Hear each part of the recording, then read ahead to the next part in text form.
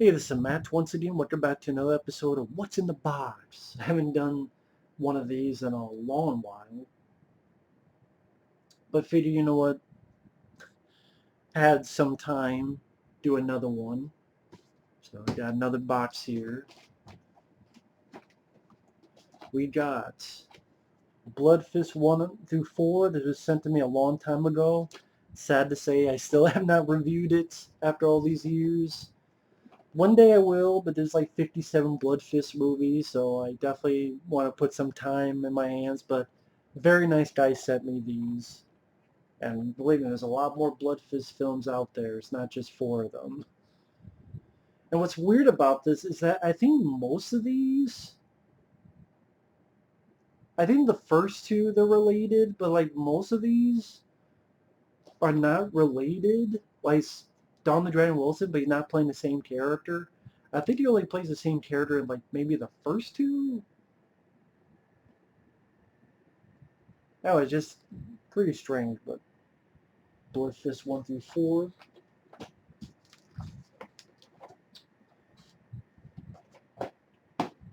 We got The Border. This is Red Jack Nicholson. I remember being kind of disappointed in this, although Jack Nicholson did give a good performance. I think it's worth a watch if you're a Jack Nicholson fan. I think because, it's just action-packed. It's not that action-packed. But again, it's got some really good acting performances in this. But I haven't seen this in a while, so maybe this is definitely something to give a look at soon. Next up is The Conversation. Got this because I'm a Gene Hackman fan, and definitely a really good Gene Hackman performance. Of course, this is directed by Francis Ford Coppola. Have not seen this in a while, so don't say my opinion until I ever rewatch this one day for a review. Couples Retreat. This is a film I got very cheap. Not even for the $3 there. It was cheaper than that. Mainly this. I like the cast. Vince Vaughn I don't mind. I mean, you got Jason Bateman, Jon Favreau, Faison Love, John Reno.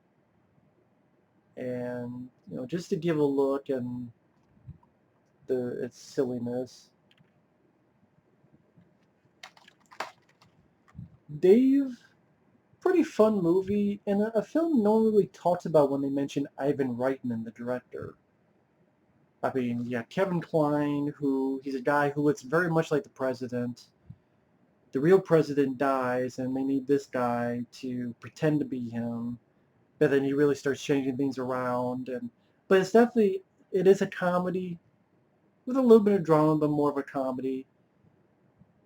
Kevin Kline, I remember, did a really good job. You also had Sigourney Weaver, Charles Grodin, Ben Kingsley, Ving Rhames, Frank Langella is our villain. I know Arnold Schwarzenegger has an appearance in this, which makes sense because he's works with Ivan Reitman.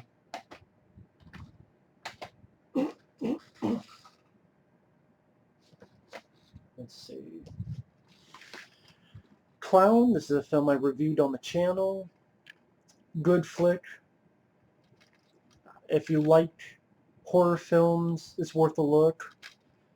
I definitely recommend it. Feel free to check out my review of this on the channel if you want. I like this a lot more than the new It movie. Definitely recommend Clown. Yes, even if Eli Roth had a hand in this, but he did not write it and he did not direct it. He just put his name on it. So. Next up is Californication Season 1. This is a show I had gotten cheap because I like David Duchovny. I actually remember not minding the show. I didn't get the other seasons because this kind of ended on a nice note. And I'm like, well, I don't really need to see any more seasons because this, again, ended without needing a season 2 or 3 or 4. So I just stuck with the first season. I know that sounds strange, but that's what happened. Sin City. I reviewed this. Did I review this? I can't remember if I reviewed this now. But I do enjoy the film. Good cast. Like the look of the film. I definitely think the writing is better compared to this. Now the reason I have this is because a very nice guy, when I was in Iowa, he sent me a few boxes because he was getting rid of stuff. And this was in it. And I kept it because I think I have the first one, and it's free, so I just kept the second one.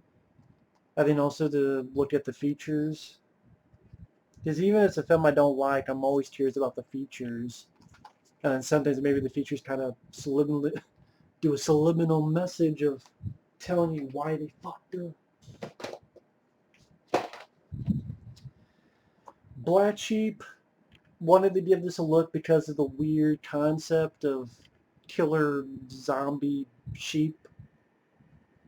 It has some decent effects, but it just wasn't as funny as it could be. I just remember not caring for this as much as I thought it would. Then there are some Clint Eastwood films, and I have more around here somewhere, so they're all over the place. So this is definitely not all of them. There's just a couple of them. But there's Coogan's Bluff, directed by Don Siegel. And I haven't seen these in forever, so I can't tell you much about them. The Gauntlet, pretty boring cover, but I remember this being a pretty decent movie with Sandra Locke, who he was very close with at the time, but then things did not end well. And sadly, I think she's passed away now, and she seemed kind of ostracized from Hollywood, sad to say. So I lost a bit of respect for Clint Eastwood on that, because, well, scratch that. I don't know if they're true. Like, Clint Eastwood, apparently the rumor was that after things broke up, he kind of got her almost kicked out of Hollywood. I don't know how true that is, so I can't confirm it. Just the rumors that are out there. Hannum High.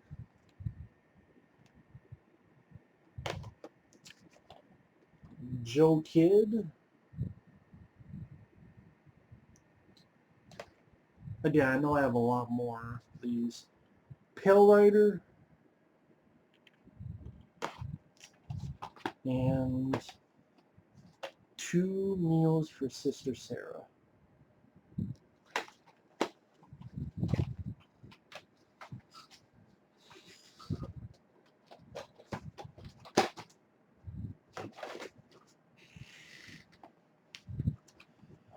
We got Planet of the Vampires.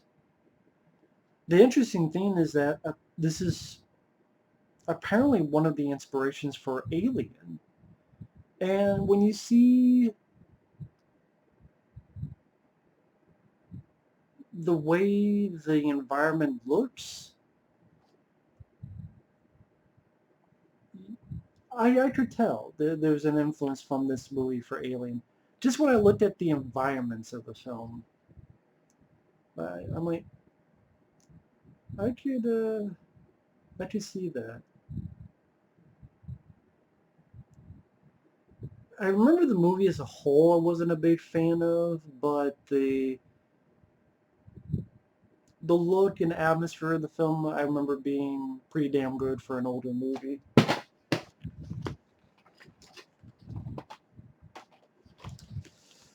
For the Wes Craven Collection, Deadly Friend.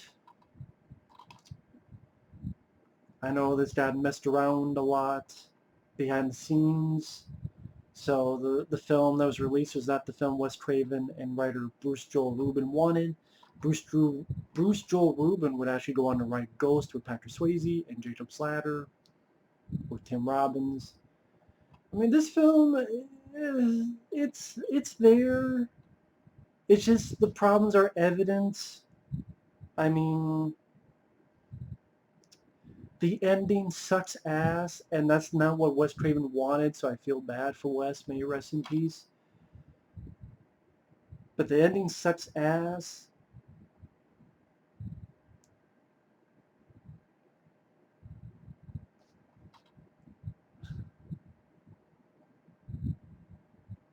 Also has these nightmare scenes, like this. They even have one of the nightmare scenes there.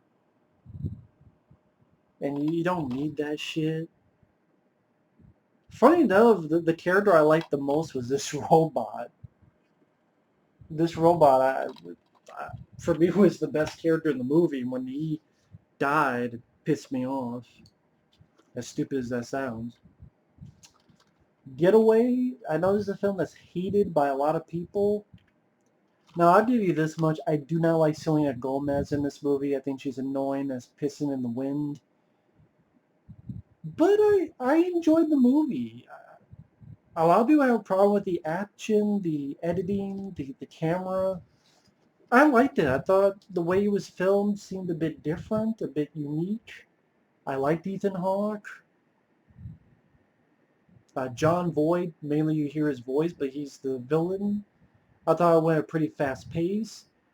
Again, for me, the only gripe is Selena Gomez. She sucked, but the rest of the film, I liked Getaway. But I know I'm alone in that. But I liked it.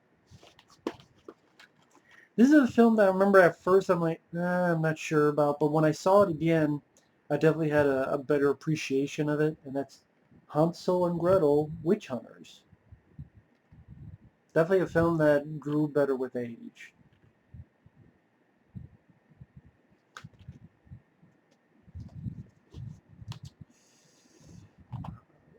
This is one that was sent to me long ago. Wall Street. I mean, it wasn't my cup of tea, just the whole subject matter of brokers and the Wall Street financial environment just doesn't interest me. But it has some good acting. I mean, you got Charlie Sheen, you got Michael Douglas, you got Martin Sheen, you got Terrence Stamp. I'm trying to think, is that James Spader? If not, it looks definitely like him.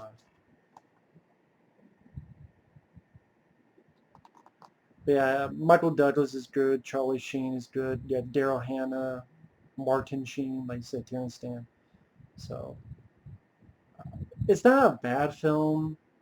It's just not really a film that's a big cup of tea of mine.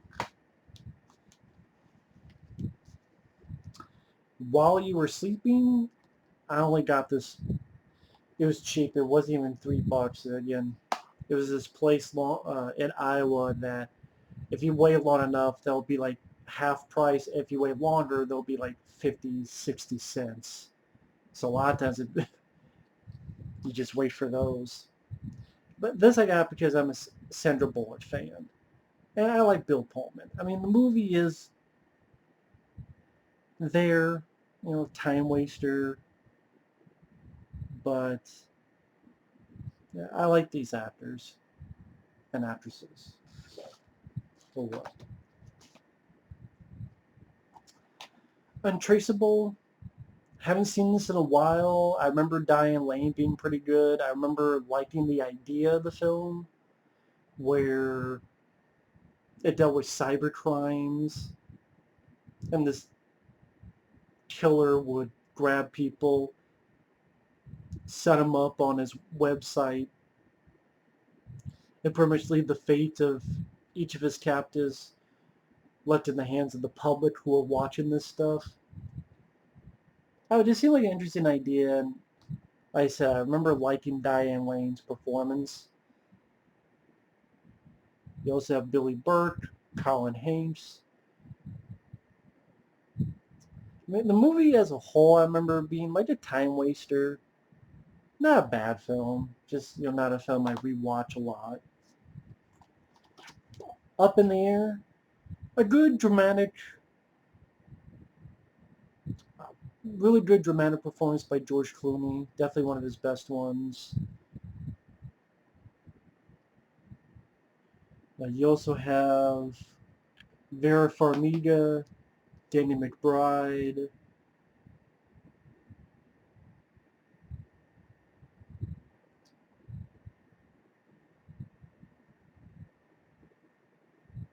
I thought I know there's some other people in this. I forget who they were though. But it's definitely one of those things. It's more of a character movie, but I thought it was a well-written film, and it's not from the writer of Juno. In case one of my friends asked, from the director. It's not the writer, because he's not a fan of that. The writer of Juno, so she didn't write this. But it's directed by Jason Reitman, the guy who's doing the new Ghostbusters. So that's definitely a good flick. Double Take. This is one of those movies I gave a watch. The trailer is better than the movie. If you didn't like the trailer, you're not gonna like the movie. If you did like the trailer, you don't need to watch the movie, because like the best joke in the trailer, where they both try to be the other person, that's the best joke in the movie, and that's what they should have done a lot more in this film. And Eddie Griffin just gets on my nerves. Rest in peace, Burt Reynolds. This is Gator. This is the sequel to White Lightning, which I don't have that film. But this was I believe, the directing debut of Burt Reynolds. So not only did he star, but I believe this is the first time he got to direct something. Gator. So definitely want to pick up some more Burt Reynolds films. The People vs. Larry Flynt. Really good, solid, dramatic movie about the man who founded Hustler magazine, and there's the trial about free speech, and Woody Harrelson gave one of his best performances in this. You also have Edward Norton as the lawyer. Even if you don't like the guy in real life, Larry Flynt, Woody Harrelson definitely played him very well. And it became an interesting story that was... He did get some Oscars, at least some nominations. I remember Woody Harrelson being nominated for an Best Actor Oscar. I forget what else it was nominated for. I'm sure it's on Wikipedia and such, but really solid movie. And then Night of the Lepus. If you watch the trailer, you would not believe that this film, it's about killer giant bunny rabbits. And the film takes itself very seriously. And that's kind of why I kind of enjoy it. I mean, look, you got Janet Leigh from Psycho, Stuart Whitman, Rory Calhoun, you got DeForest Kelley, Bones from Star Trek, and they're in this movie taking it seriously. It's not a comedy, it's not a parody, it's not a wink movie. It's a serious film where this group of great actors doing good, just when they're supposed to take this shit seriously for the plot. And it's a serious movie about giant killer bunny rabbits. And that makes it entertaining. See, if they did the whole wink wink, it would be annoying. But the fact that it's so serious, because they did it seriously for some reason, Makes it that much more entertaining.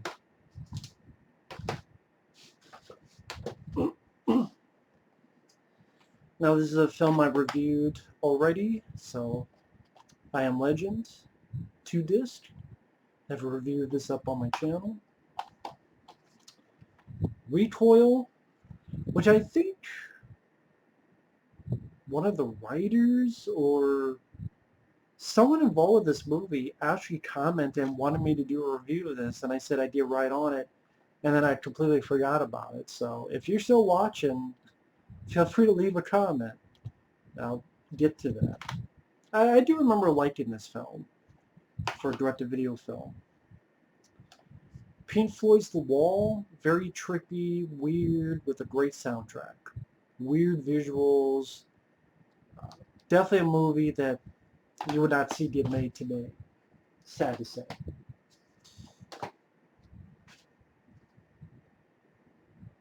I'll go with this. Drive Angry, fun movie.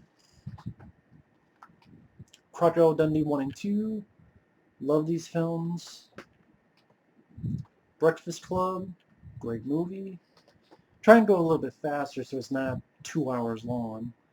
Amsterdam, wonderful slasher film that takes place in the canals of,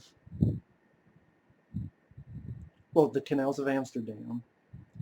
It's like a cop movie mixed in with a slasher film, and like there's a boat chase scene that's as well done as you would see in a James Bond movie.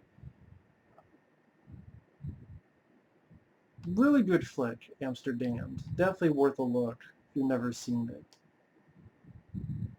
I mean, if you like cop movies mixed in with slasher films, definitely worth it.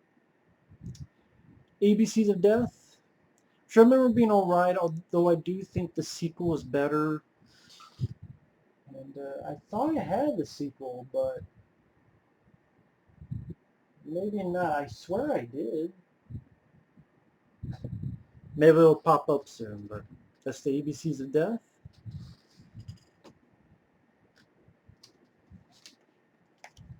Killer Clowns from Outer Space. This is the Arrow Video Blu-ray. Great movie, very fun, imaginative, creative B movie. You don't need a sequel nowadays because it just would not have the same magic as this. Sometimes films like these, they can only be made in the 80s. Dirty Work, pretty decent flick with Norm Macdonald, Chevy Chase. Chris Farley has an appearance in this.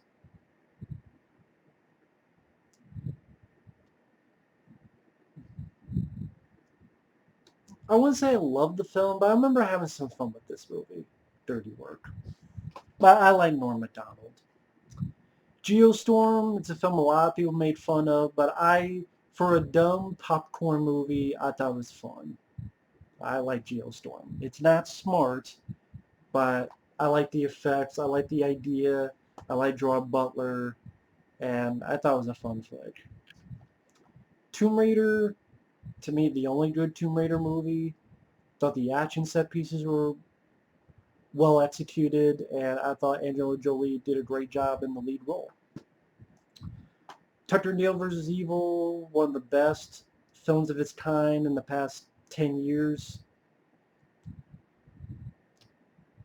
This is a film that I know there's been talks of a sequel, but I don't buy it until it happens, and I don't think it ever will happen because this film did not do well when it came out. But if you've never seen this film, highly, highly recommend it. Behind the Mask, The Rise of Lizzie Vernon, very interesting take on a slasher film. It's a lot smarter than I think people presumed it would be at the time. I'm not going to give any away, but if you like slasher films, it's definitely worth a look.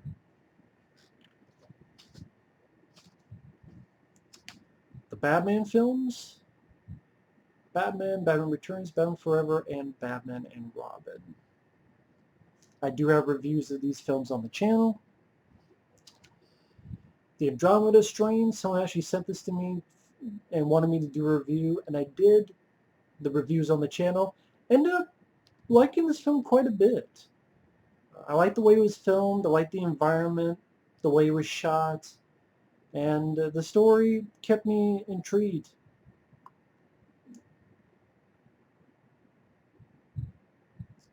Yeah, I did end up surprisingly enjoying the film. This one has a little bit of a story behind it. Double Dread from MVD. For those who don't know, months ago I had a bit of a row, bit of a battle with MVD, the company, because they released Nemesis with Oliver Gruner on Blu-ray. I picked it up, and without them mentioning anything, noticing anything,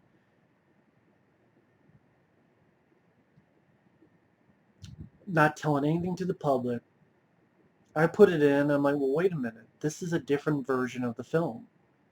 This is a different version of the film compared to when it was released on VHS or DVD or Laserdisc. Like, this is a different version. When narration happens, it's a different person narrating it. But the biggest thing is the ending. Our heroes go off to the sunset, and then you hear dialogue going, let's get them. Pretty much, let's go kill them. And then the movie ends, and I'm like, where the hell did that come from? You just turned a good ending to a downbeat sequel bait ending. And the ending's the most important part of your film. Come to find out, it was some stupid cut of the film from overseas, from Oliver Crackle snapping, popping people's out people's assholes. Oliver Dickhole. His fucking company. And all they did was take that without doing any of their own research, doing their own fucking stuff. Being fucking cheap. So because they were cheap, I got mad. I called them out on it. I feel like I got ripped off because I paid my money for this. My money. And I didn't get what I ordered. I didn't get an HD Blu-ray of the film I saw on DVD and VHS. I got this alternate cut that was not advertised. I feel ripped off. Love to get my money back. Blah, blah, blah, blah, blah. And the guy did not like being called out. I didn't rip you off. Yeah, you did. I just explained it. So we had a back and forth, back and forth. And, like, people, you guys understood. But other places, they're like, oh, we don't get what your problem is. And they're all siding with him, probably so they could get free stuff and be brown noses and kiss asses.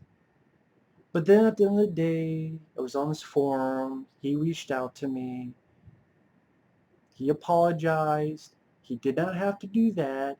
And on top of it, he said, hey, it's Nemesis, it's out there. There's nothing I can do to change it. I'm sorry.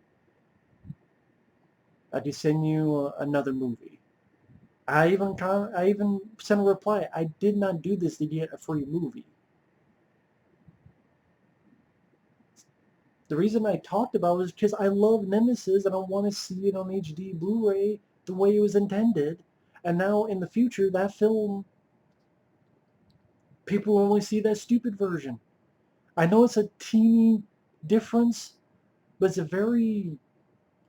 it's the very end of your movie. That's like one of the most important parts of a movie. And it changes the whole tone of it. Now when people see Nemesis, they'll be like, I liked it, but why did they have that downbeat, like sequel bait dialogue? I'm like, he wasn't there. It's not supposed to be there. But anyway, we talked it out. He's like, no, no, I know you didn't do it because you want a free one. I'm offering to you. And the only thing they had out with this, so I got this for free. And then later on, they did come out with Double Impact, and they did not screw up Double Impact. So they did a good job with that. So there you go. That's the long-winded story about that.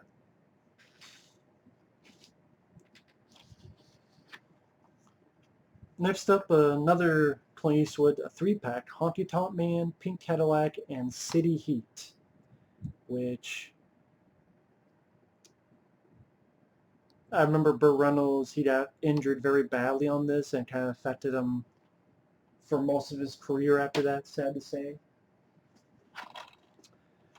Broken Flowers, this is a movie someone had sent me. I keep it for the Bill Murray collection, but I'm not a fan of this movie. Definitely prefer Lost in Translation. Speaking of Bill Murray, he has a very brief appearance in this, Loose Shoes. If you're wondering what the hell this is, it's trying to be Kentucky Fried Movie or Amazon Women on the Moon, where it's like a different skits put together in one movie. I think I reviewed this. Could be wrong. I thought I reviewed this. If I did, it's a very lame, crappy movie. But this, on the other hand, really good movie. I know I did a review of this, so feel free to check it out. Fun comedy. Now this one is Ripley's Believe It or Not with Dean Cain. I wish this was released on DVD, like the full seasons. This is just a best of, which is, I don't think it's that long. Forget the running time on this. About an hour and a half. But yeah, I wish they would release the full seasons of this, because I remember enjoying the show quite a bit. But yeah, Ripley's Believe It or Not. Remember being and I guess this is coming back now, but Bruce Campbell's going to host it. Okay. But I do wish this Dean Cain one would be released somewhere for me to buy. Still haven't opened this yet. I got, despite the $5.50, I got this for $3, brand new, still unopened. And I know at one point this cost quite a bit of money. I don't know if that's the case now, but I just haven't opened it. I was going to open it until I watch it again and never got around to it. But I remember enjoying the film, it being a fun movie, but yeah, an unopened copy of The Super. I'm sure this is probably worth quite a bit of money. So there you go. This is another one someone had sent to me. I believe I reviewed this. Yeah, there's a review. This Invasion of the Flesh Hunters. I know it's under a different title, Cannibal Apocalypse, I believe. I remember, like, there's stuff I liked about it, but didn't really care for the ending of this. I think if it had a better ending and some other things, I would like this a lot more than I did. American Ultra. I actually think, despite the fact I'm not a Jesse Eisenberg or Kristen Stewart fan, I actually ended up liking this quite a bit. I just thought it was a fun, energetic movie.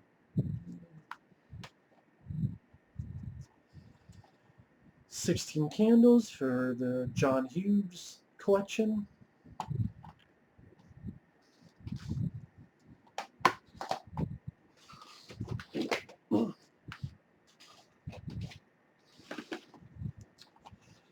Got Grosse Point Blank, fun movie. South Park the movie, I like it more than the TV show. Watchmen, which I haven't seen for a while, but I do remember liking the movie. I don't care about the new show. Capricorn 1, which I believe I did a review of this. I remember it being a time waster, this flick. Night of the Demons 2, I still have not seen this film yet, as you can see, so can't say an opinion on it. North Dallas 40, got this because for Nick Nolte. I remember having a couple chuckles out of this flick.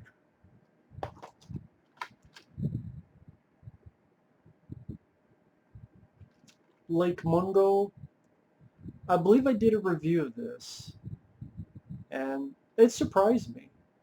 Actually, because someone sent this to me, and it was pretty good. It was a lot better than I thought it would be. It was kind of a fake documentary, among other stuff, and not what I expected. By the cover, I thought it was going to be like The Grudge or Dark Water or one of those movies, but no, not in the least. Really good flick.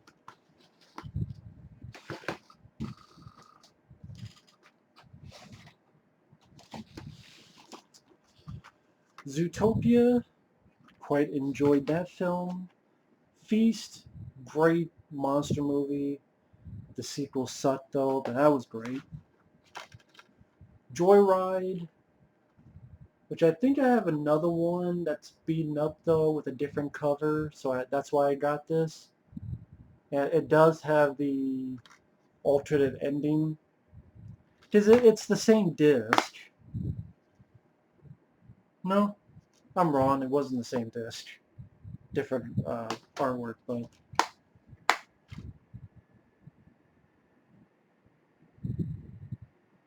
it does have the alternate endings on there. I don't know though if this is. I can't confirm though on this. I cannot confirm if this is.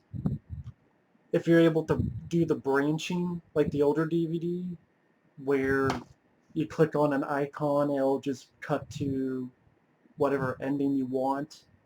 Mainly the alternate 29-minute ending, which I prefer over the theatrical ending.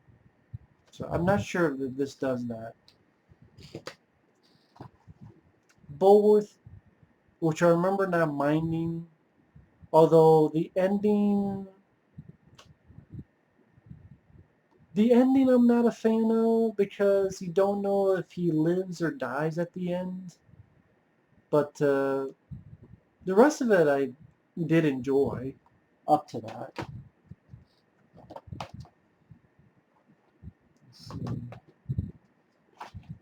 Zathura, I've had a couple of people ask me about this, and I do enjoy the movie. This is the true sequel to Jumanji, but I should say spiritual sequel. It's not actually connected to Jumanji, not really, but the spiritual sequel to Jumanji is not the one with The Rock, it's this movie. And directed by Jon Favreau. So, this is a really good flick. Underrated flick. No one really talks about Zathura. Phil in Minnesota, I haven't seen this one in a while, but got it because of Keanu Reeves. They also have Cameron Diaz, Vincent D'Onofrio, Delroy Lindo, Courtney Love, Dan Aykroyd. Yeah, I've not seen this in a long while. Have to give this a look sometime. I do to remember it.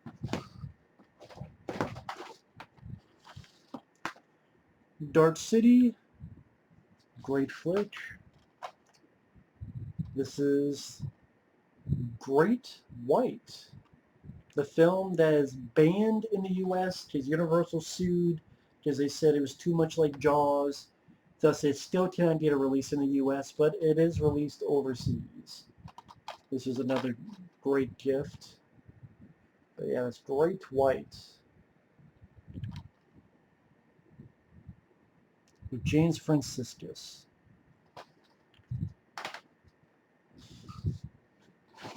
Let's see, we got good Steve Martin film, L.A. Story. I would say this is one of Steve Martin's best movies. Really liked this one. and the same director that would go on to do Volcano with Tommy Lee Jones. The Banker, granted this cover, there's no cars. I did a review of this, and nicely enough, the director, the producer-director William Webb, actually commented on it, which was nice. I believe that review's still up on the channel. I believe it is. But that was very cool. I remember not minding the film. I wish it had more action. But Robert Forster's really good in this. Battle Beyond the Stars.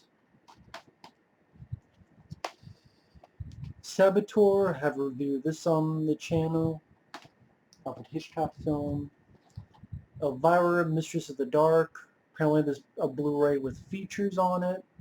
Maybe I'll pick that up one day, but for now, fine with the bare bones. I like Elvira.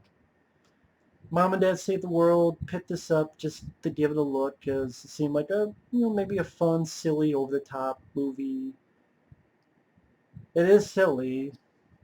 It does have some nice special effects, but that's the only thing.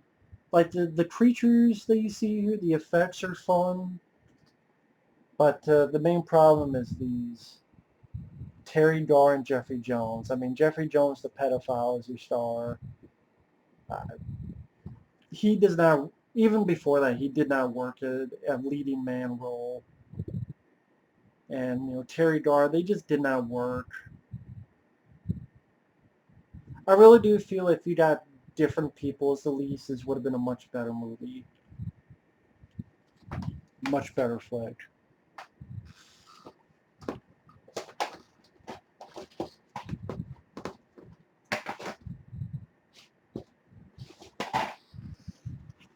Another review I have on the channel, I believe I do, Strangers on a Train.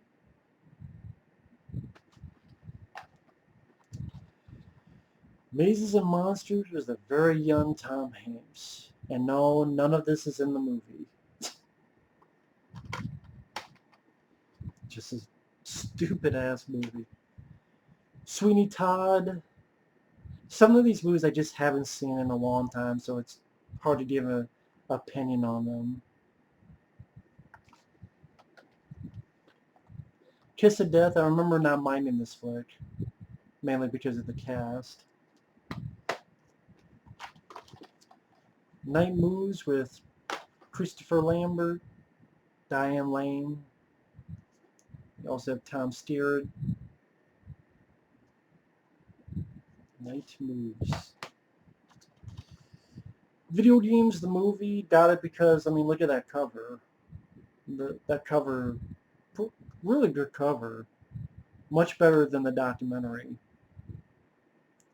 The documentary's there. It's an hour and 40 minutes, but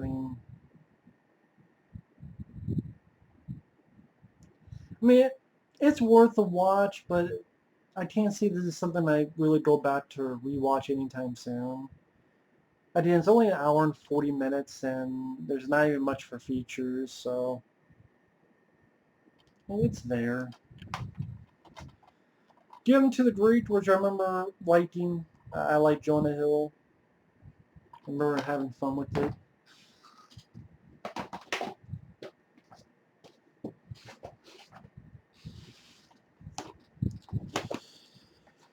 We got Van Helsing.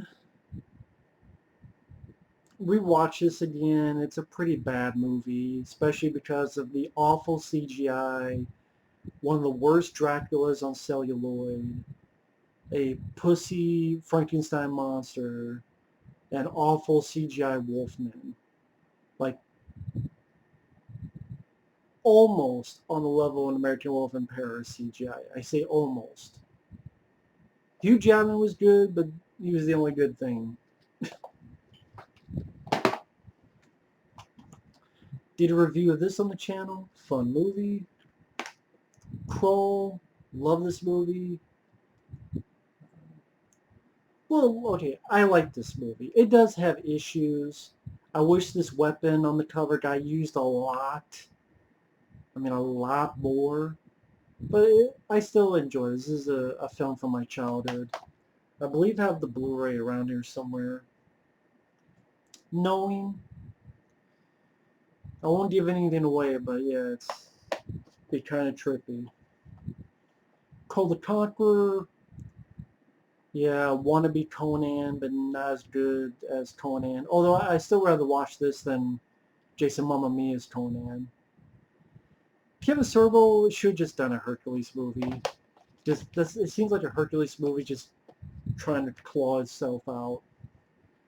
Kentucky Fried Movie, I have a review of this on the channel. Fun film. The Haunting, got this to give another shot. Still as lame as when I first saw it. Crossing Over, gave this a shot because I like Harrison Ford. And it's from the director of Running Scared with Paul Walker, which I enjoyed. But this, I remember it being a very forgettable, boring film. Won't Get You Sucker, pretty entertaining takeoff parody of blaxploitation films. The Black Hole, when Disney took chances. And I remember this being pretty decent. Some fun effects. Roddy McDowell as the voices of one of the robots was a nice touch.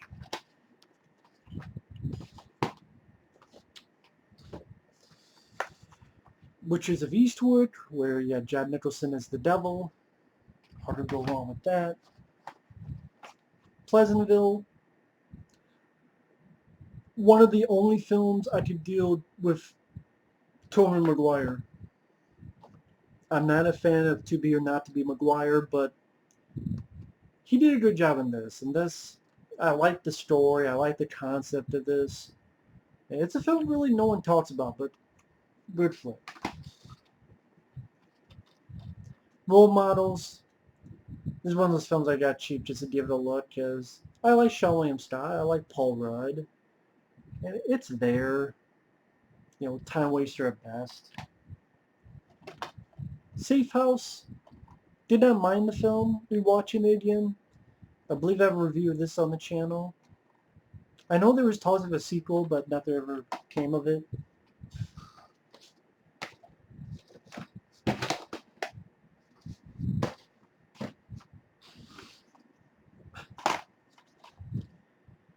The price is why I got this. Battleship, $1.88. I wanted to give this another look, and I'd rather watch this than the Transformer movies, but I mean, it's so dumb.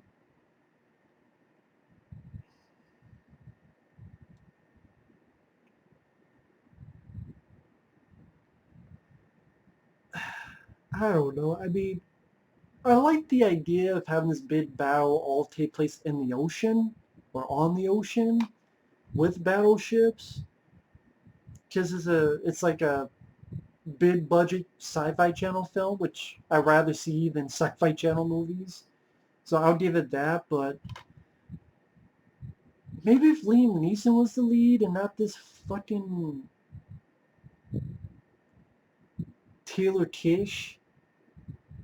Maybe if you didn't have Rihanna in there for bullshit reasons. You didn't have that awful... I think he was like a real former soldier, but he had like no legs. The guy couldn't act his way out of a fucking snowstorm. There's a lot of problems with this. Even watch it again. It's like, Jesus. Bull Durham, fun baseball comedy. My favorite baseball comedy is still Major League, but this is a pretty good one. Cast did a solid job with their roles. Striptease.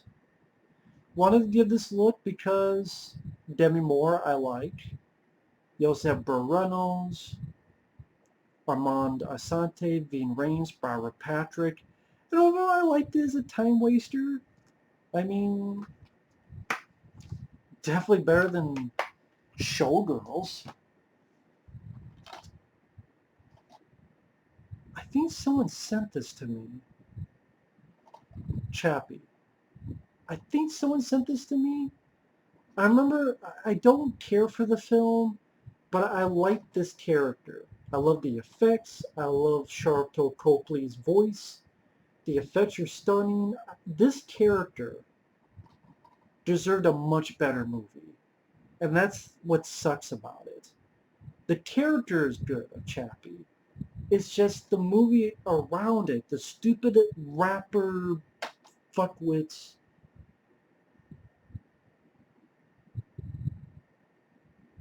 Ninja and Yolanda Yusur. Well, yeah, you know what? As a ninja, you should fucking vanish. And Yolanda, how about you yo-yo your way out of the fucking movie screen? Put the yo-yo string around and tie it to a car and put the car into overdrive and get the fuck out of my face. Stick to your rapping, not because you're not actors. Because they were the worst parts of the film. And funny enough, they're not on the cover or the back. So even the fucking cover know they suck ass.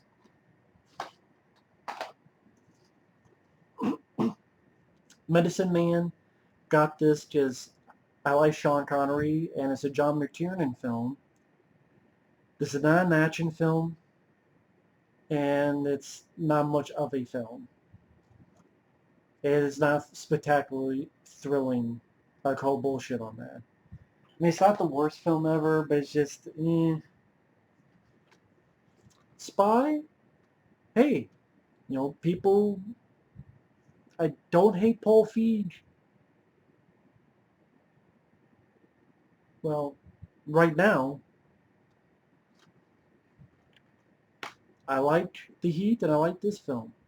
So, he did Ghostbusters 2016. We didn't hate because it was women.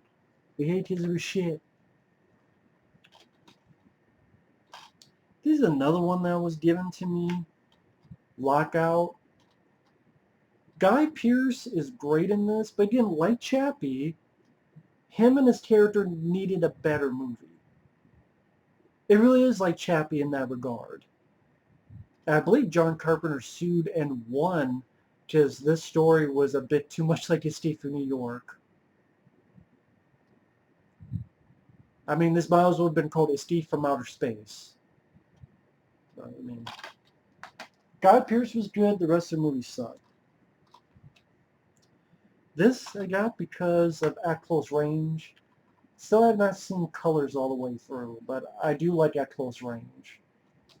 Sean Penn, definitely one of his best roles. Next up is IT. Decent flick. This guy who he trusts has... I'll just read it.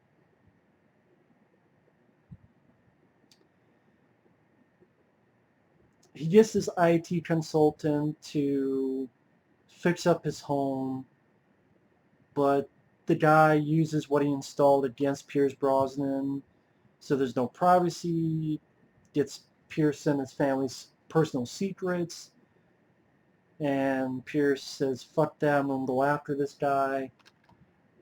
It's directed by John Moore, though, the dumbass who gave us Max Payne, the shitty Marky Mark movie, and A Good Day to Suck Hard, although I do like Behind Enemy Lines.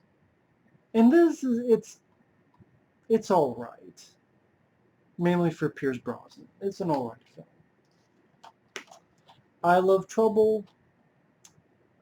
It's all right. Time Waster's not as bad as the critics and the stars make out to be. I know these two hated each other working on the film. But I mean, it's not that bad of a movie. Idiocracy, which is now a documentary. Sad to say. So definitely a fun movie to watch in that regard. Sad but fun. Guarding Tess. A Nicolas Cage film no one ever talks about, where he protects a former First Lady played by Shirley MacLaine. And I remember getting some chuckles out of this. Remember not being that bad of a movie. Ah, I did have another one of these. Blood Fist 6. Ground Zero. So I have 1 through 4 and I have 6. I think this is the one that's like Die Hard.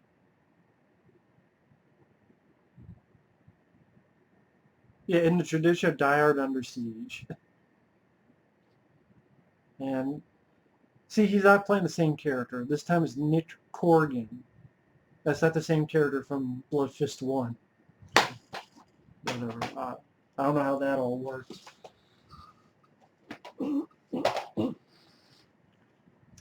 We got Forces of Nature, which I liked because of these two. The Late Shift, which is a movie about the late night wars between Jay Leno and David Letterman.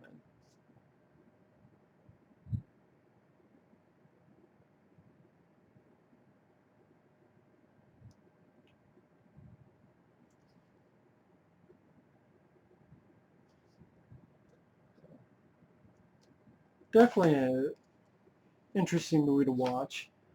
National Lampoon's Senior Trip. I got entertainment out of this.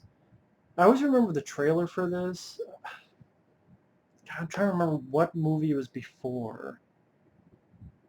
It was a New Line Cinema movie, so I'm trying to remember if it was Mortal Kombat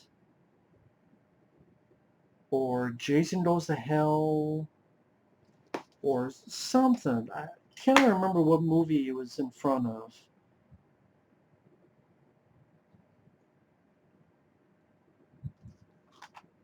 But I remember seeing this trailer a lot.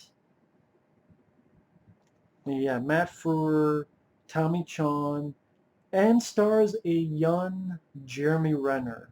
Yes, Jeremy Renner is the star of this movie. So that was pretty interesting to see. Our Man Flynt, fun sort of spoof on James Bond, starring James Coburn. I could see this being more of an inspiration for Austin Powers than James Bond, to be honest. The Final Countdown, wanted to give this a look because I like the idea where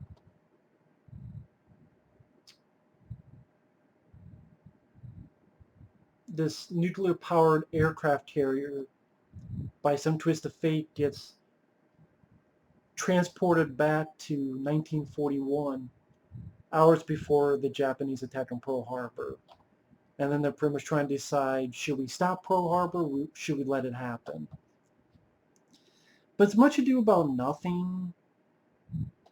You know, they don't do it, of course, and just came off more as a boring as hell movie. Sphere, which I can't remember if I reviewed this or not, but I do like the film. Cure for Wellness, Fly the Navigator, which from what I understand is getting a limited edition Blu-ray with a ton of features, which is pretty cool. Like to pick that up sometime when it comes out.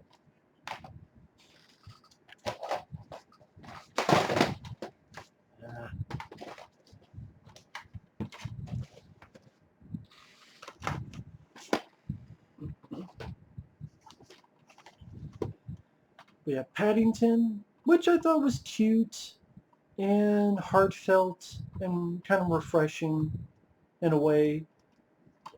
I know there's a sequel to it, but I actually liked that movie. Not a bad movie at all. Ignition, gave this a look because of Bill Pullman. You know, Bill Pullman was good. The movie itself, it's kind of forgettable. Got this because I am a fan of Red Skelton, older comedian. This is the best of his show that he hosted way back in the day. And speaking of Red Skelton,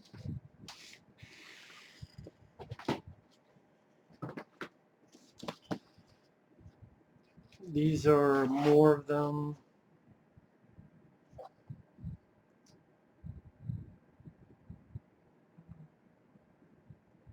Little movie he made, Public Pigeon #1. And this stuff I remember seeing on VHS back in the day, these three. The Lost Episodes, King of Laughter, which is sort of like, I guess kind of a little biography on him, about an hour long. And bloopers, blunders, and ad-libs. Because he did the show live, so a lot of like fun goofs that he did, and he had some nice improv skills on that front.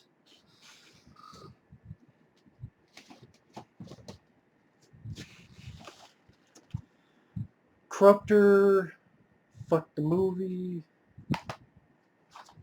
Jade, good movie. The unrated version should have been released officially because it had a better ending.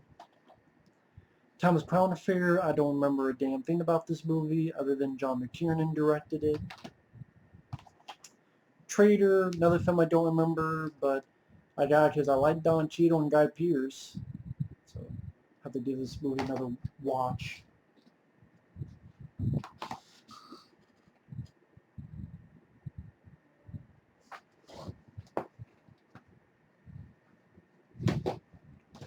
I always forget like how much is in each of these. This Clean Slate with Dana Carvey, about a guy who loses his memory, comedy, cop mystery film. Cops and Robertsons, which I remember having fun with. Chevy Chase, Jack Palance. Remember having fun with this flick. Don't think it was as bad as the critics make it out to be.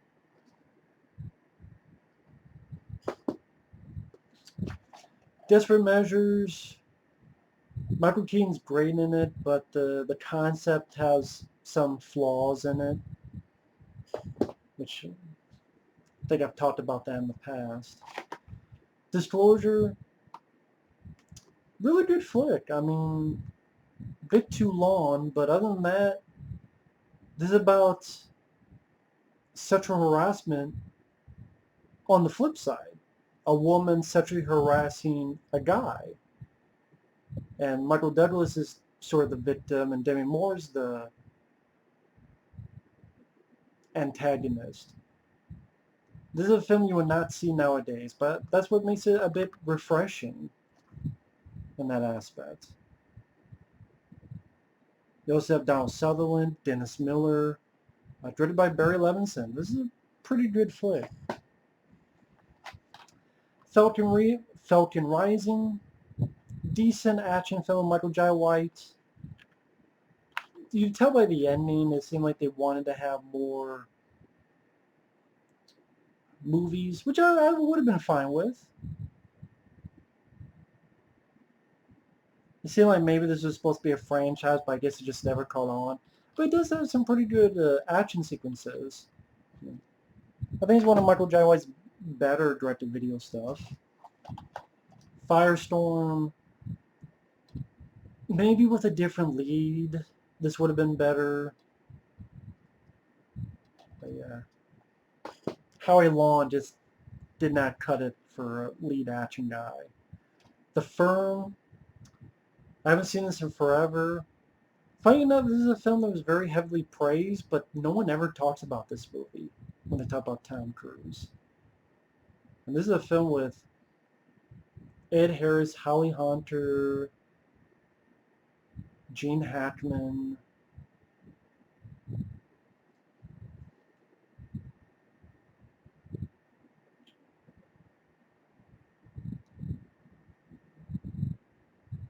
Sidney Pollack, that's who directed it. Yeah, based on a John Grisham novel, The Firm.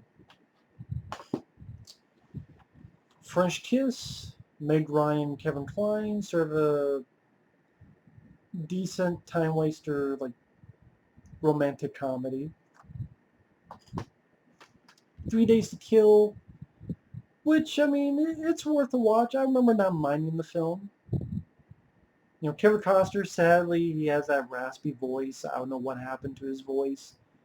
So that kind of put me off for a little bit, but it's still, I think it's worth a watch. It's not that bad of a movie.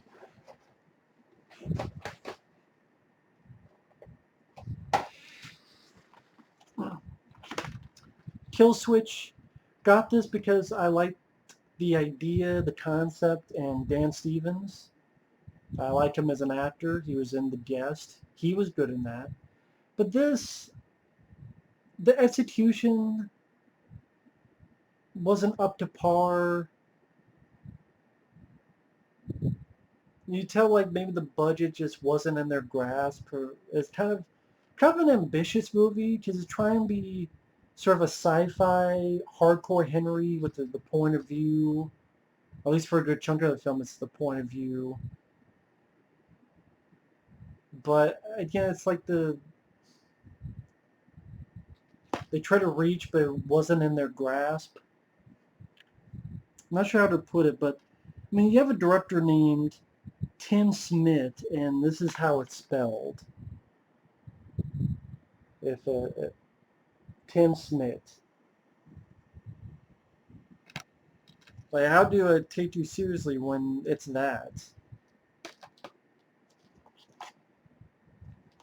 Cutthroat Island, yeah, good action, but Funny Farm, fun, underrated comedy with Chevy Chase that no one really talks about.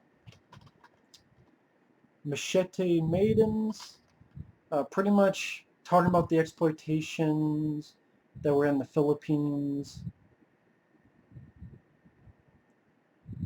This was good. This was a very interesting, a lot of interesting stories about what went on with that. Night and Day, film that did not do well when it came out, but I always enjoyed it. This is a film someone sent to me. One day down the road, I will do a review for this. Maybe if I ever do a Harrison Ford marathon, I don't know, but Hanover Street. I did see the film. I remember not caring for it, to be honest, but I'll rewatch it when the time comes, and to be fair. The Aristocrats, which is a very interesting documentary about a bunch of comedians talking about one very dirty joke and the iterations of it. This is actually a wrestling DVD called Heat Seekers, where it's a bunch of people around a table talking about who were the more controversial stars in wrestling.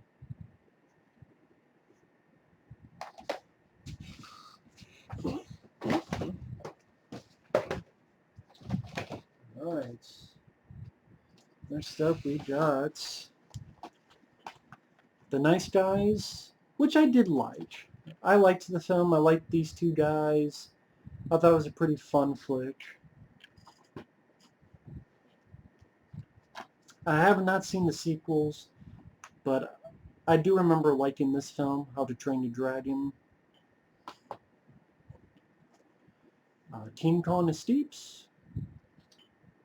Actually, if you wonder what I'm looking at, I am trying to get situated, as you can see there, slowly but steady.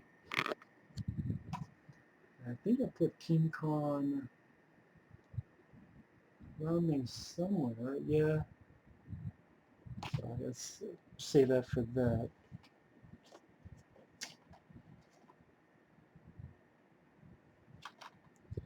This is a 4-pack of monster movies, including Mothra, You also have the Giant Claw, It Came from Beneath the Sea, and 20 Million Miles to Earth. Office Space, pretty fun comedy that's easy to relate to. Addicted to Love, it's a time waster. Meg Ryan, Matthew Broderick. I think this went up against The Lost World, Jurassic Park 2. So I remember that was like the big story with this film. And it's by Griffin Dunn. Guy who co-starred in American Wolf in London. He directed that film. Two Hugh Grant films, About a Boy and American Dreams. I remember liking About a Boy. American Dreams, not so much. Ed TV, the weak version of The Truman Show. Really, that's what it is. The Evil That Men Do. One of my favorite Charles Bronson films. I really enjoyed that one. Stay. Good cast. Ewan McGregor, Naomi Watts, Ryan Gosling. It's a movie that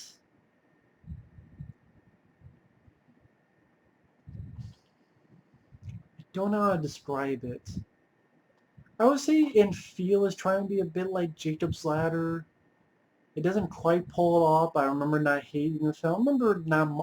I didn't mind it, but there's definitely a few questions you have after the film ends. Like, huh? I won't say much other than that. Surf Ninjas.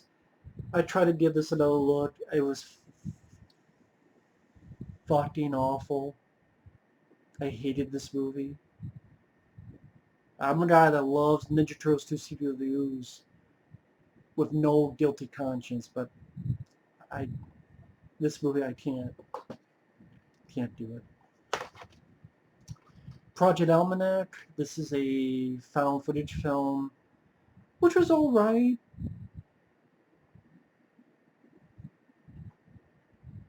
Pretty much these kids, they build this machine that's a time travel machine, but of course the butterfly effect takes hold. And it's not that bad of a film. I mean, I've seen much worse. But a lot of these films I haven't seen forever, so the now they'll be fresh in my head. House Arrest. I mean, it's there. I mean, Jamie Lee Curtis, Kevin Pollak, Christopher McDonald, Jennifer Tilly.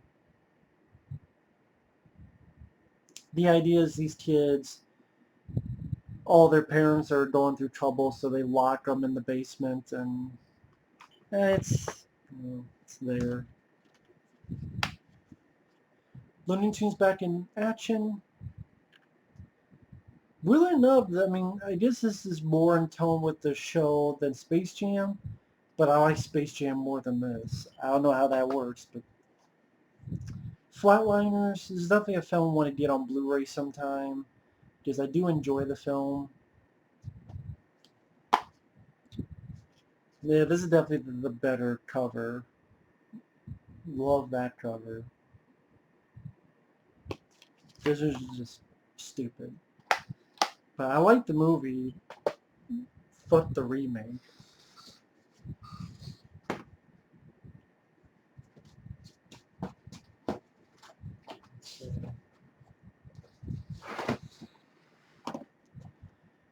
Independence Day, which I reviewed on the channel. Classic film. Angry Birds, the movie. I got this for cheap. I never played the game, so I don't give a fuck. But I liked the movie for what it was. It was cute. It was harmless. I liked some of the characters. Again, for what it was, it was a cute flick. Reservoir Dogs, good Tarantino film. It's not my favorite. I would put Kill Bill and Pulp Fiction above it, but it's a good flick.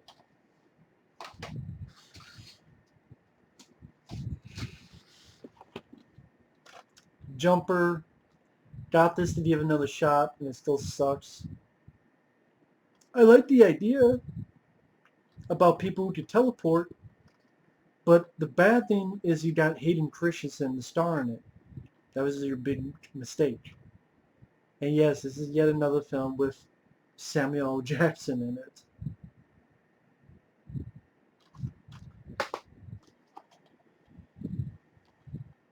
This is The Blood of Heroes. And I have reviewed this on the channel. That's why I did not do it from a regular hour marathon. I already had a review of this up like 7 months ago or so. But again, it's called The Blood of Heroes. Good flick. Really good flick. The Last Witch Hunter. I wanted to like this because I like Vin Diesel, but I don't know, just something about this just did not work. Just like, eh. Multiplicity with Michael Keaton, and directed by Harold Ramis. May he rest in peace. Wolf of Wall Street. This was a lot of fun, and the long running time did not bother me because I was just having a lot of fun. I thought the cast, Leonardo DiCaprio, Jonah Hill, Matthew McConaughey, I thought the cast did a great job with that. Glory Days, got this because, they checked out Ben Affleck, Sam Rockwell, French Stewart, John Rhys Davies, Alyssa Milano.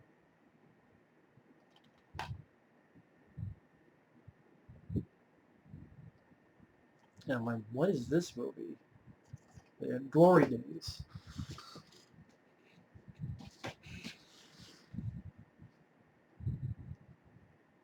Which I don't think has that song, Glory Days, da, da, da, da, da, ba-na-na-na, Glory Days. I don't think it's in it because I'm like, wait a minute, that's a perfect song for that movie and it's not in it. Yeah, Field of Dreams. Very heartfelt film. High Anxiety. One of the lesser Mel Brooks films for me. I still have yet to see Silent Movie and some of his others, but it's there. I didn't hate it, but definitely one of my least favorite Mel Brooks films. The Man in Iron Mask, a film that I'm sure not many people remember, but it does have a good cast. And it was a decent film. Old School, a bit overrated in my opinion. I never really got the big love for this film. I wanted to like it, but I'm like, No, I didn't think it was that great. The Out of Towners, this is the original. Jack Lemmon. Remember having a decent time watching that back in the day. IQ, Tim Robbins, Meg Ryan, and Walter Matthau as Albert Einstein. And it is a comedy. Pretty much Einstein is trying to get these two people together. One is his niece, and the other is this person he befriends. IQ. You are the last dragon. You will have the power of the glow. Good flick, The Last Dragon. Fun movie. This is Spinal Tap. I believe I have a review of this up on the channel. And I know I have a review of this up, The Onion movie, which has a small role with Steven Seagal. Entertaining. This is in the spirit of Amazon Women on the Moon, Kentucky Fried Movie, but this is actually a pretty good one, in my opinion.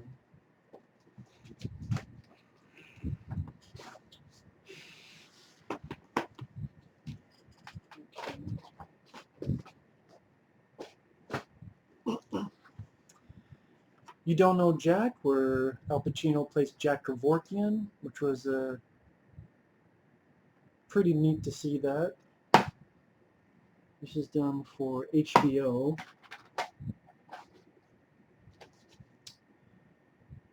Two for the money. Sad to see a waste of this talent. I mean, you got Al Pacino and Matthew McConaughey in the same movie, but just the plots about sports gambling. You get these two should have been for a better fucking idea than sports gambling. This is another one that was sent to me a long time ago, Tootsie, which I remember not minding.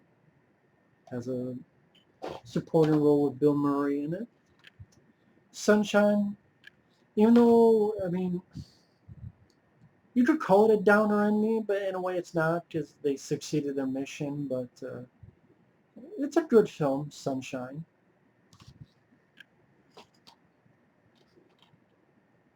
Ransom, good thriller that no one really talks about nowadays. When they mention Ron Howard, they always forget that, oh yeah, he did this movie too, but good for it. Talladega Nights, one of the few films I could really deal, I could deal with Will Ferrell in this. I'm not a Will Ferrell guy, but I thought this was actually a fun flick. The Quick and the Dead, the Sam Raimi Western. I do think Sharon Stone is the weakest part of this movie. I don't think she was right for the role. I think if in that same role you had Demi Moore or Charlize Theron or someone else, it would have been better. Just Sharon Stone, I don't buy her in the role.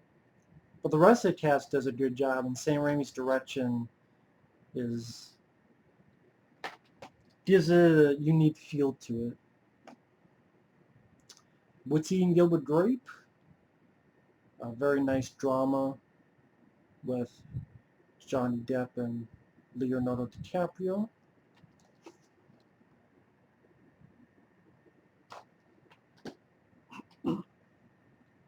Tin Cup, fun movie in the tradition of Bull Durham. Three Amigos, tried watching this again. I just could not get into it. I just never found it that funny. I'm sorry. Stealth, a dumb movie, but a fun movie. You know, fun concept. You know, what if a stealth bomber that's computerized gets struck by lightning and becomes self-aware?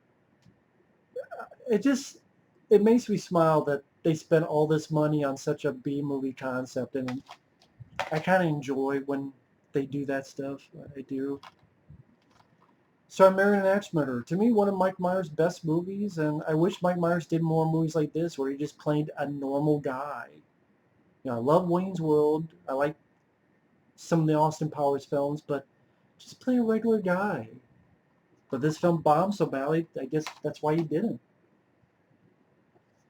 Reign of Fire, a film I want to like a lot more than I do.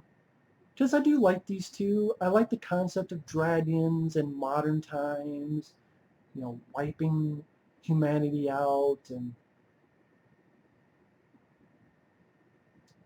it just, something about this doesn't work. I don't know how to say it. Maybe it's the director. He did the first X-Files movie, which I love, but that's the X-Files. That's not the director you did for a movie about men, soldiers versus dragons. Just not the right director. The Proposal, I had fun with because I like these two. Pacific Heights, great thriller. Definitely one of Michael Keaton's best performances. Of Carter Hayes. Mad Dog and Glory. Decent film by John Manon, the director of Henry Portrait of a Serial Killer. Comes Mad Dog and Glory with Bill Murray and Robert De Niro. Go figure.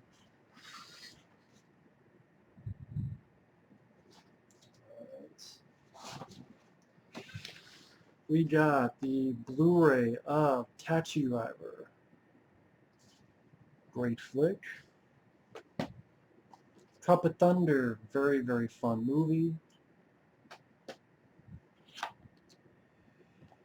Wes Craven Collection, Chiller, awful film. Paul Sorvino is not the star of the film, despite what the cover suggests. But really awful flick. Speaking of which, shit. For the Wes Craven Collection, Hills of Ice 2. And apparently there's a special edition of this coming out with features. I hate to say it, I'm kind of curious to see. I'd be curious to get that just to look at the features, because there has to be some stories about this film that I want to hear. So I might pick up the Blu-ray just for the features. Just have to imagine there'd be some crazy stories about the making of this film. I have to. It's that curiosity part of me. Backdraft, another solid Ron Howard film. The Hunt for Red October and Patriot Games. I don't mind these two, but my favorite Jack Ryan would be Clear and Present Danger, which I have somewhere else.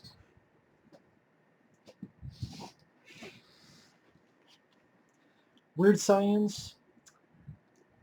I have the newer DVD, but I have this old DVD because this has the soundtrack I remember watching when I was a kid.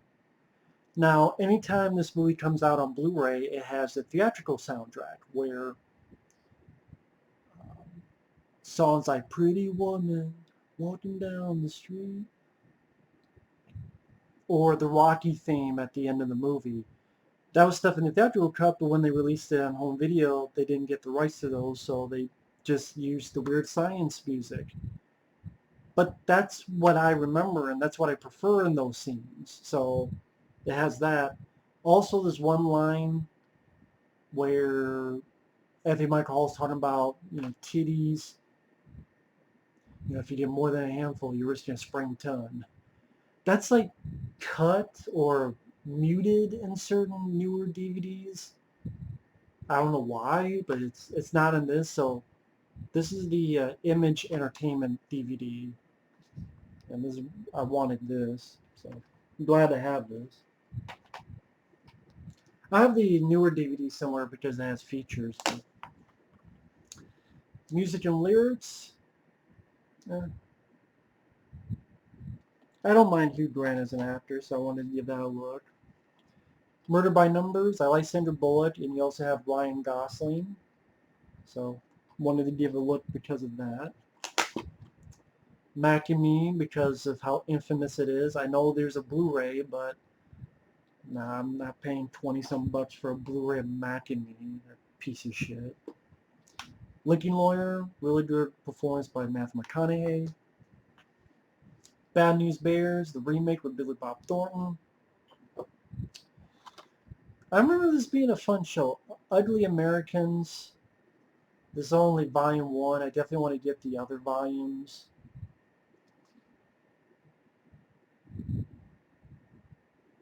But I do remember this being kind of a fun, trippy movie. Not movie, a show. Actually, I want to rewatch this again now that I think about it. So, and to watch, not a bad film at all. And to watch, good flick. We got Bushwhacked, which we watch it again. Yeah, it's there. I actually forgot I had Black Mask. I'm like, do I have Black Mask? And The Blood of Heroes, Kickboxer, and American Kickboxer 2. So, there you go. The Big Year, Steve Martin, Jack Black, and Owen Wilson. Let's see. Yeah, a bunch of stuff mixed in, so. There's some documentaries mixed in with movies, so here you go. Yeah, Trekkies, which I love, and Trekkies 2. Wish they had done a Trekkies 3, because these are a lot of fun to watch. Very fun. American Movie, I did a review of this. Entertaining. Into the Pit, the shocking story of deadpit.com. these two guys who I really like, CK and Uncle Bill, they have this horror talk radio show that went on for quite a few years. Sadly, they don't do it anymore because they're just busy with their lives. They're married and kids and jobs. But for a while, every week they would do this horror talk radio show. And at one point, they even nicely invited me to do like a segment on their show, which I did. Then people got mad and actually got a death threat or two. But these guys, like, you just stay along with it. But, I just, I don't want to take away from their show, and I don't want to ruin it or anything, so I stepped away. But these guys have always been nice to me. And looking back, the documentary, I think when I first saw it, I was a bit kind on it. I still like it because I like hearing from these guys. But I think they were handcuffed with what they could talk about because they didn't want to appear to be one-sided. But I'm like, she was just gone for it anyway.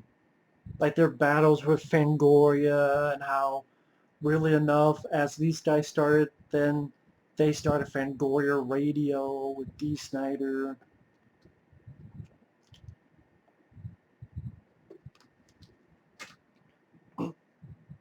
Yeah, it might sound one-sided, but they should have done it anyway. And maybe they did do it, and Kelly Marcotte, the director, I don't know what happened, but it seemed like it would be the story of the documentary would be, you would want it to go in that direction, but the direction it goes into is what happens when your childhood pursuits start to collide with your adult aspirations. Can Dead Pit survive its own success? And I just ultimately know it couldn't, because not only because of that, but because they had lives. But I mean, still glad to have this. I really like these two guys. They've always treated me very nicely.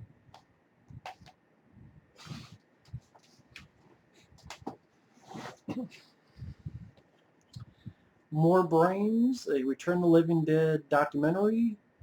The sad thing about this, it's narrated by Brian Peck, who's one of the actors. And Brian Peck, we come to find out, is a pedophile, so that fucking sucks. He's a narrator, but it's not the other people's fault, so I can enjoy the documentary for them. 95 Miles to Go with Ray Romano. Going to Pieces, Rise and Fall of the Slasher films. Not really something I ever really watch. I mean, it's a documentary that got a lot of praise when it came out, but it's only 80-some minutes long, and it's like, and some of the bullshit things, like April Fool's Day, going, oh, well, maybe April Fool's Day, did that help kill the slasher films? No, fuck you very much. Doomed. This is the untold story of Roger Corman's The Fantastic Four. So this is pretty cool to watch. Starweight. Very interesting. This I think it's one of the Star Wars films was coming out on DVD. I got this at Target. And this is like $5 brand new. And it's, at the time of the Star Wars prequels when people waited in line months in advance, which no one does that nowadays, or ever again. And I think this is for Attack of the Clones.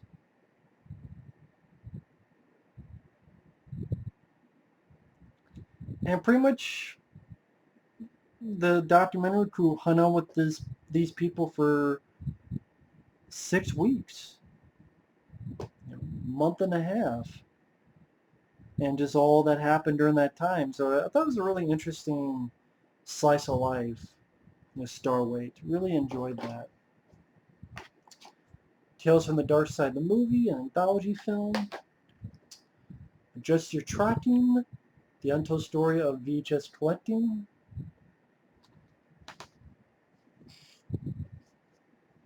Don't put these up here because these are stuff I want to rewatch sometime.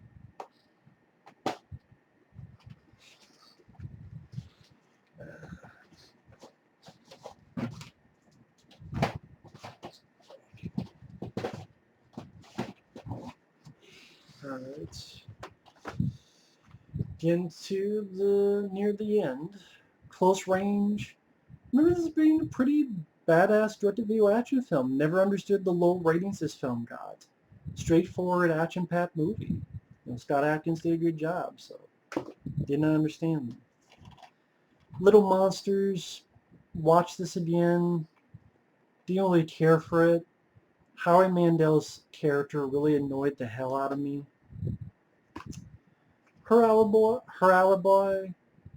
I might have reviewed this film. I don't remember, though. I might have reviewed this, though. If so, it's on the channel. Ghost Hunters, Season 1. And Season 2, Part 1 and 2. I know this is bullshit, but it's kind of fun bullshit.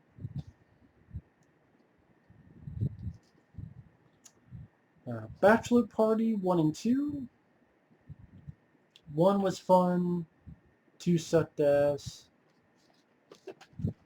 Oh, and this is an Abbott and Costello thing. These were not Universal movies, so that's why they weren't part of that set, but Jack and the Beanstalk, After Screams, in the movies, and Abbott and Costello show. Now in the final part of it.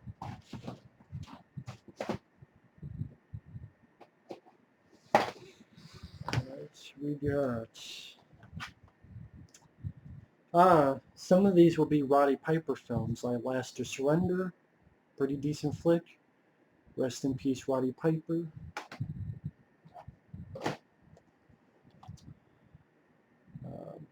Hard Case and Fist and Back in Action with Roddy Piper and Billy Blanks. Talons of the Eagle and Tough and Deli with Billy Blanks and Roddy Piper. Although that's the poster for Back in Action, not for Tough and Deli, but it is Tough and Deli. And Tough and Deli I thought was even better than Back in Action. The Bad Pack, which this is really disappointing, because you had Robert Davi, Roddy Piper, Ralph Moeller, Larry B. Scott.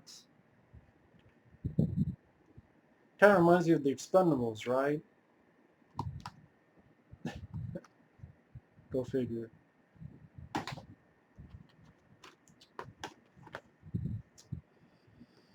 The Maid picked this up for cheap because I didn't hate the film. It's just disappointingly mediocre. There are parts of this film I like, and I like Jason Statham, but it should have been a much better movie. Sad to say. This is the documentary on Troll 2. Best Worst Movie. Documentary on Roger Corman. Corman's World. This is a bonus disc from a DVD of Scream. So it has Behind the Scream documentary, outtakes from Scream, The Cutting Room, Scream Tests, Sunrise Studios trailers. So not much, but I mean, for the collection. Jungle Ground. I don't know why they stole a picture from They Live on for the back of it, but Jungle Ground, definitely one of Roddy Piper's better movies. Or I should say one of his best ones. Conan O'Brien, Can't Stop. Not as funny as I thought it would be, but still an interesting watch. The Bay, Pro Wrestlers vs. Zombies, which I was not a fan of the movie, except for Roddy Piper. So pick this up for Roddy Piper.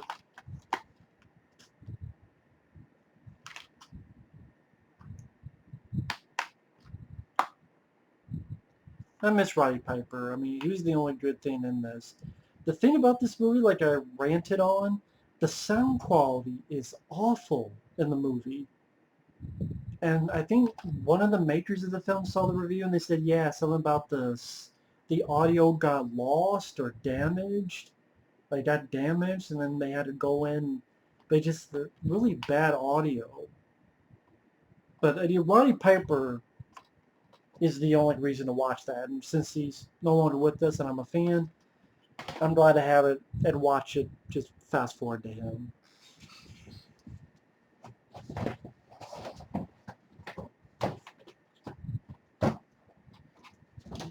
Yeah, we're getting more and more to the end. We'll just get the rest of this.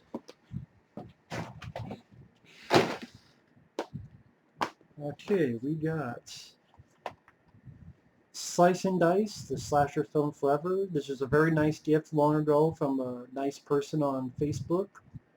And it is another horror documentary, which is nice to see. It's only an hour and 20 minutes, sad to say, but it was still nice to see, and there's some cool features. There's another little documentary about backwoods slasher films, which is 37 minutes long.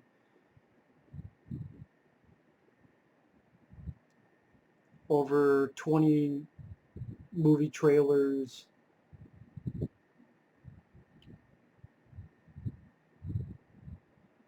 I think there's more movie trailers actually, but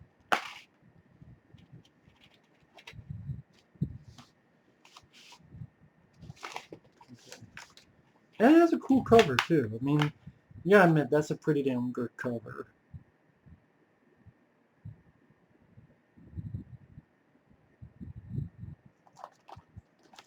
Grizzly Man. This is when I worked at the video store and they were getting rid of stuff. And this is one of them. Grizzly Man, a very almost eye-opening documentary. Oh, the Prophecy Collection. I did have this. It has the 4 Prophecy films. I believe there's a 5th one, but was there? I think, yeah, there was a 5th one, but this only has 4. Or whatever. The only good one's really the first one.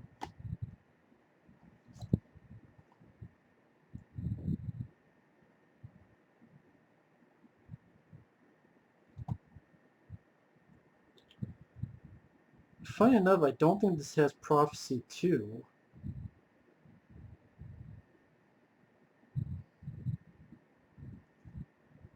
Yeah, you see that? Like, Prophecy, then Prophecy 3.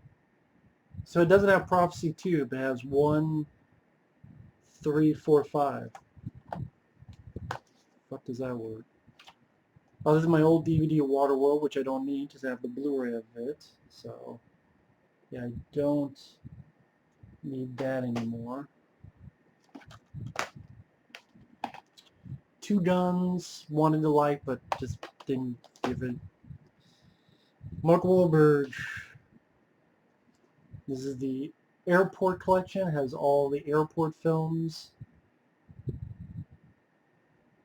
All 4 of them. Steve Martin Collection, which has Bowfinger, Parenthood, House Sitter, Dead Men Don't Wear Plaid, and The Lonely Guy. Forgot I had this. The Punisher with Thomas Jane.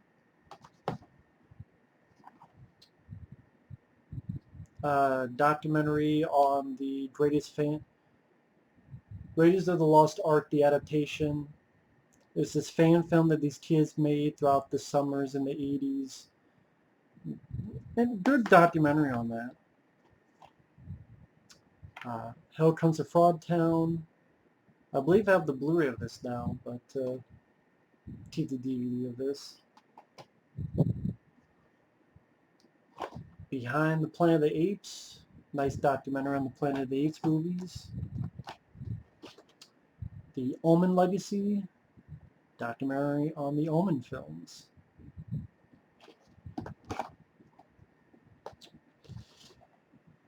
Warnings from Space. The only reason I have this is because it has a Roddy Piper film called Sci-Fighters. Probably one of the worst ones I've seen with Roddy Piper, but for the collection.